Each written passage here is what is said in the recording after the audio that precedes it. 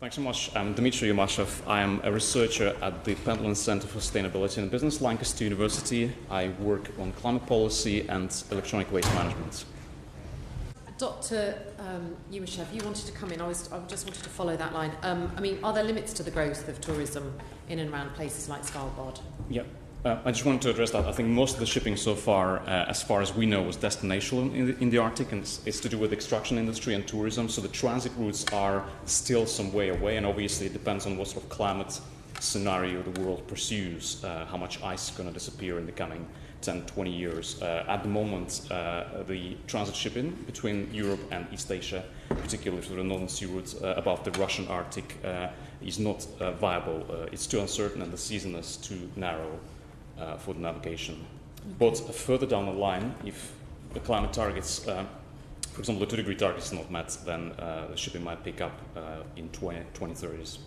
Okay, thank you. How can the UK ensure that the UN SDGs, such as the emission targets, are met in the Arctic? Well, I can only comment about the growth in the shipping, particularly transit shipping, which is potentially further down the line, depending on the climate success globally. I think it's important to mitigate emissions from heavy fossil fuel oils that are currently being used in the shipping, and it applies to the entire global shipping, but particularly the Arctic shipping. There are issues with the black carbon deposition, oil spills as well, that are unique to the Arctic, and research suggests also that the transfer of the large-scale commercial shipping from the Suez Canal route to the Arctic, which is further down the line, but if it happens, it could create extra climate acceleration if you combine all the factors.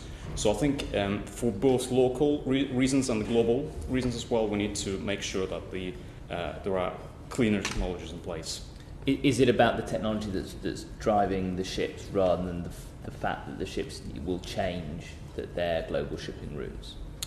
Well, the biggest pull is the economic one. So if the conditions are right, if the business conditions are right for the operators, if the navigable seasons are long enough, inevitably, as Michael said earlier, there will be a transfer of significant traffic potentially from the Suez Canal route.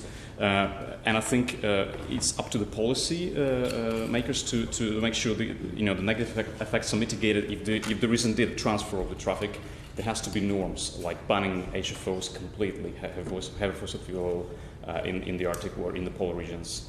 So is technology part of the answer in terms of moving to low carbon technology? Yeah, correct. Propulsion systems? Correct. Just briefly on this, I think there are about 120,000 bulk carriers in the world at the moment, of which virtually none are LPG or other forms of propulsion. So that, in other words, unless there are significant changes to the way our ships are driven, they aren't going to be allowed to go through the North Sea route. But it's also the way the shipping sector operates, the very business model. I think there has to be some policy driver for it, for all the players to collectively transition to the fuels, to cleaner technologies. Doesn't seem to be in place at the moment. So the point really is, therefore, that until such time as an enormous amount of money is spent on converting existing shipping or building new ships with LPG capacity, that would cost billions across the fleet.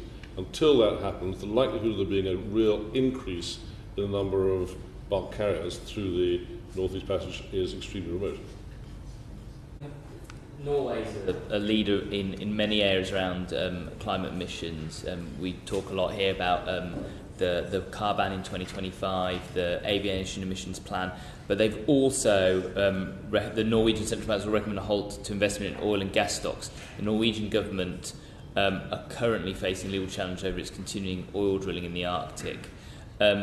What do you think the UK needs to do in terms of Arctic drilling to meet our Paris obligations? Can I answer? Well, I think the latest research suggests that depending on the climate target that the world commits to pursue or ends up pursuing, there are different types of fossil fuel reserves that are still likely to be extracted, and you know that the prices, the marginal costs of extractions are very different across the world. So the Arctic fuels, if we want to pursue the 2-degree targets, or even more ambitious, they appear to be too expensive. So to meet the residual demand that we will have, given ambitious mitigation actions globally, it means we have very limited sort of budget of fossil fuels to be used in order not to exceed those targets. And it means we're going to choose, the world is likely to choose the cheapest deposits of those fossil fuels. that are not happening to be in the Arctic. And that's not, that's not even accounting for the risks of oil spills. So it's purely the kind of oil fuel market considerations. So the cheapest, in terms of extraction, the cheapest reserves are not in the Arctic. So the UK should, if they want to meet their Paris obligations, not be drilling in the Arctic. Is that correct? Yeah, it sounds like it's just stranded assets. Yeah, it should be considered stranded assets. Final question from Philip. Thank you. We've heard from previous witnesses about the impact of changes of weather patterns within the Arctic. Dr. Yumashev, can you explain how changes in Arctic weather pose global economic risks? Yes, of course. I think there are two stages here. So the first thing we need to understand is that the Arctic is part of the global climate system.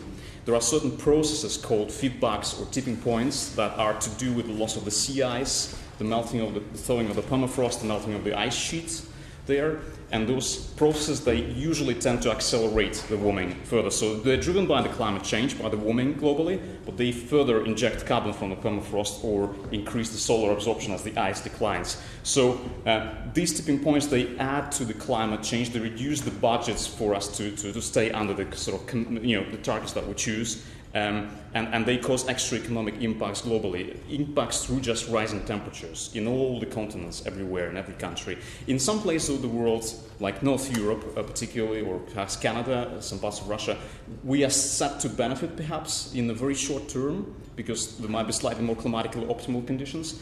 But overall, the world is going to be sort of getting worse off economically. That's the first order effect. And the second order effect is the extra sort of connections between the Arctic and the mid-latitude climate and weather patterns, and I think that's what you mentioned particularly in your question. So it's the very specific sort of connections to do with the jet stream oscillations. They call, persistent weather patterns. We had the beast from the east earlier this year. We had a warm patch, sort of a heat wave recently. So those events are happening anyway, but the research is suggesting that they're getting more likely in the mid-latitude regions. There are very unusual patterns of weather happening in the Arctic itself. The Svalbard was in March, at the time of the beast from the east, for example, was 20 degrees warmer. It was a +8. Like New York or London at the time of the year. So that is causing very weird patterns of the weather in the mid-latitude. So that's an extra layer of impacts. So the research is still, I think, emerging on the exact magnitude of those connections for the weather patterns. But current indications are that every player, every continent, sort of North America, Europe, East Asia, are set to get extra events and hence extra losses, both insured and uninsured. Yeah, just a quick thing to add.